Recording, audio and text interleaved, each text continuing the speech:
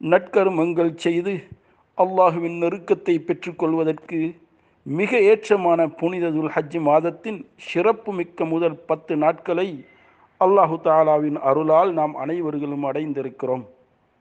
ஆனால் நாம் இந்த நல்ல சந்தர்ப்பத்தில் நல் அமல்கள் செய்யும் விடயத்தில் எவ்வளவு அக்கறை செலுத்துகிறோம் என்று சிந்தித்து பார்க்க வேண்டியவர்களாக இருக்கிறோம்.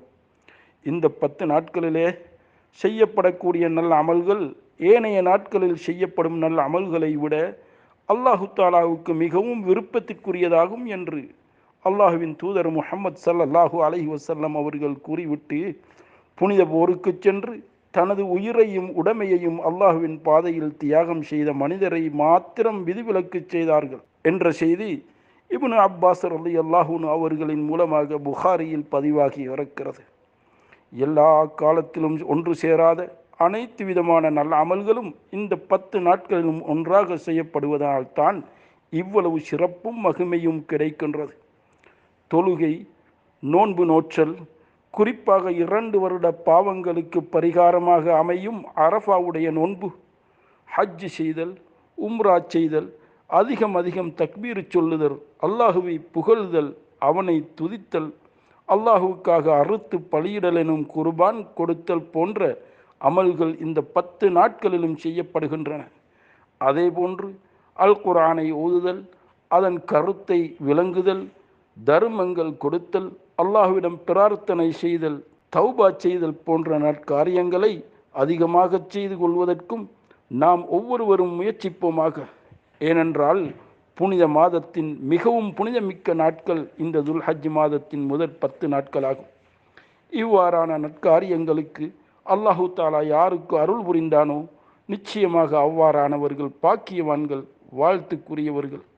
யாருடைய உள்ளத்தில் ஈமானும் அமல்களின் மீது ஆசையும் சொர்க்கத்தின் மீது ஆர்வமும் இருக்கிறதோ நிச்சயமாக அவர்களுக்கு இவை மிகவும் இலகுவான ஒன்றுதான் என்பதில் சந்தேகமும் இல்லை. அல்லாஹு தாலா நமக்கு வழங்கி இருக்கக்கூடிய இந்த நல்ல சந்தர்ப்பம் மேலும் எமது வாழ்வில் கிடைக்கவே கிடைக்காது என்பதை விளங்கிய ஒரு மனிதன் அதனை பயன்படுத்தி கொள்வான், கை சேதத்திலிருந்து தன்னை பாதுகாத்து கொள்வான் என்பதிலும் சந்தேகமில்லை. அதே போன்று இந்த புனிதமிக்க நாட்களிலே நாம் செய்கின்ற பாவ காரியங்களும் அநீதிகளும் பெரும் பாரதூரமான விளைவுகளை எமது வாழ்வில் ஏற்படுத்தலாம் என்பதனால் அல்லாஹுவை பயந்து கொள்வோம். வெறும் உலக விடயங்களுக்கும் உணர்வுகளுக்கும் மாத்திரம் கட்டுப்படாது அல்லாஹுவிடத்தில் வெற்றி பெறுவதற்காக, சொர்க்கத்தை அடைந்து கொள்வதற்காக, அவனது பொருத்தத்தை பெற்றுக்கொள்வதற்காக அல்லாஹ்வினதும் அவன் தூதரினதும் கட்டளைகளுக்கு கட்டுப்பட்டு பொறுமையுடனும் தியாகத்துடனும் அல்லாஹுவின் அருளை பெற்றுக்கொள்வதற்கு அல்லாஹ் நம் அனைவர்களுக்கும் அருள் புரிவானாக. நம் அனைவரனதும் இம்மை மறுமையின் அனைத்து நட்பாக்கியங்களையும் வழங்குவானாக. இம்மை மறுமையின் அனைத்து கெடுதிகளிலிருந்து நம் அனைவர்களையும் பாதுகாப்பானாக. வாஹிரு தஅவானா அனில் ஹம்துலில்லாஹி ரப்பில் ஆலமீன்.